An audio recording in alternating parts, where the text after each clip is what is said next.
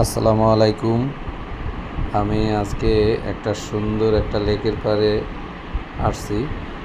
তো এই লেকের পাড়টা হচ্ছে বরিশাল আমতলা মোড় পানির ট্যাঙ্কি।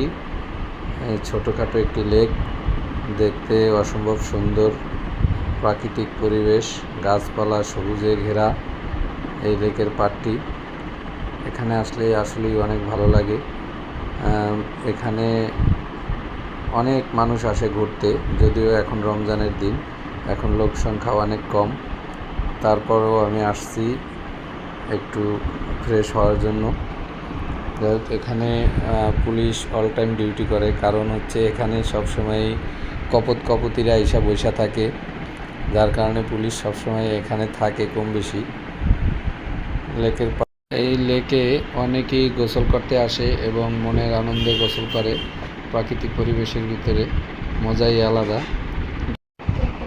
এটা হচ্ছে লেকের এই ঘাটলা। আপনারা দেখতে পাচ্ছেন যে একটি মহিলা এখানে গোসল করছে। আসলে উনি হচ্ছে মানসিক ভারসাম্যহীন। উনি হচ্ছে আপনার কাগজ বোতল এগুলা টোকায়া তার জীবিকা নির্বাহ করে। এখন রমজান মাস, যার কারণে লোকজন অনেক কম।